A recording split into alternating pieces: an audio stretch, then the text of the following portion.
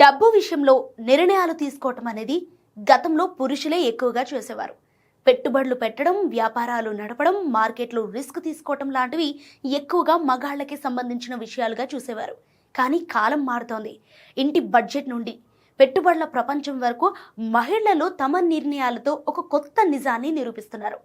డబ్బును సంపాదించటం మాత్రమే కాదు, దాన్ని ఎలా కాపాడాలి, ఎలా పెంచాలన్న విషయంలో కూడా మహిళల విధానం చాలా ఎఫెక్టివ్గా ఉంటుందనే అభిప్రాయం ఇప్పుడు బలపడుతోంది. ఇంటి ఖర్చులను బ్యాలెన్స్ చేయటం, అవసరాలకు ప్రాధాన్యం ఇవ్వటం, భవిష్యత్తు కోసం పొదుపు చేయటం లాంటి అలవాట్లు చాలా కాలంగా మహిళల జీవితంలో భాగంగా ఉన్నాయి. అదే అలవాట్లు ఇప్పుడు పెట్టుబడుల ప్రపంచంలో కూడా ఒక బలంగా మారుతున్నాయి.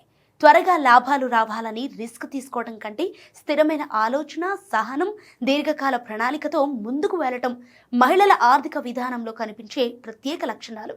ఇప్పుడు దేశ ఆర్థిక వ్యవస్థను కూడా ఒక మహిళే నడిపిస్తోంది. కేంద్ర ఆర్థిక మంత్రి నిర్మలా సీతారామన్ వరుసగా బడ్జెట్లు ప్రవేశపెడుతూ దేశ ఆర్థిక విధానాలను రూపొందిస్తున్నారు. ఇది కేవలం ఒక రాజకీయ పదవి మాత్రమే కాదు, ఆర్థిక నాయకత్వంలో మహిళల పాత్ర ఎలా మారుతోందన్న దానికి కూడా ఒక సంకేతం. ఇందుకీ నిజంగా మహిళలు డబ్బును నిర్వహించడంలో పురుషుల కంటే మెరుగ్గా ఉంటారా? పొదుపు, పెట్టుబడులు, ఆర్థిక ప్రణాళికల విషయంలో మహిళల విధానం ఎందుకు ప్రత్యేకంగా కనిపిస్తోంది?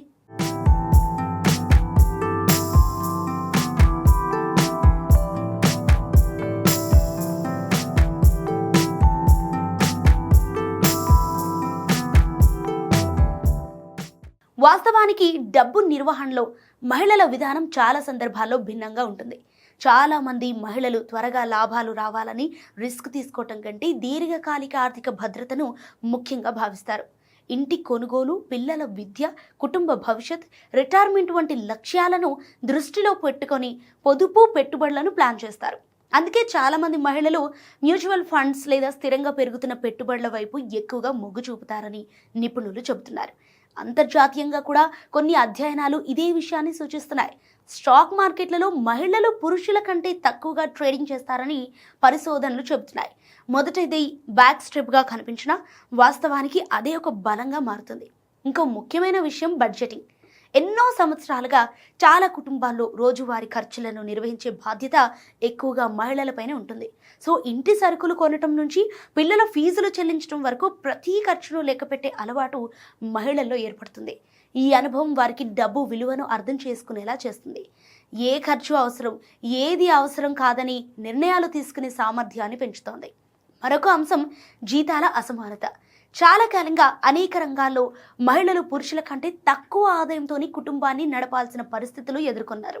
తక్కువ వనరులతో ఎక్కువ అవసరాలను తీర్చాల్సిన పరిస్థితి మహిళల్లో మరింత ఆర్థిక క్రమశిక్షణను తీసుకొచ్చిందని నిపుణులు చెబుతున్నారు.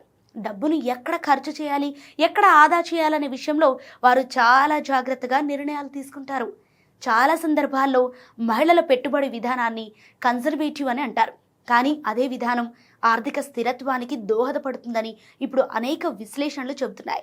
అత్యధిక లాభాల కోసం పెద్ద రిస్క్ తీసుకోవటం కంటే స్థిరమైన పెరుగుదలపై దృష్టి పెట్టడం ముఖ్యం. ఇప్పుడు పరిస్థితులు వేగంగా మారుతున్నాయి.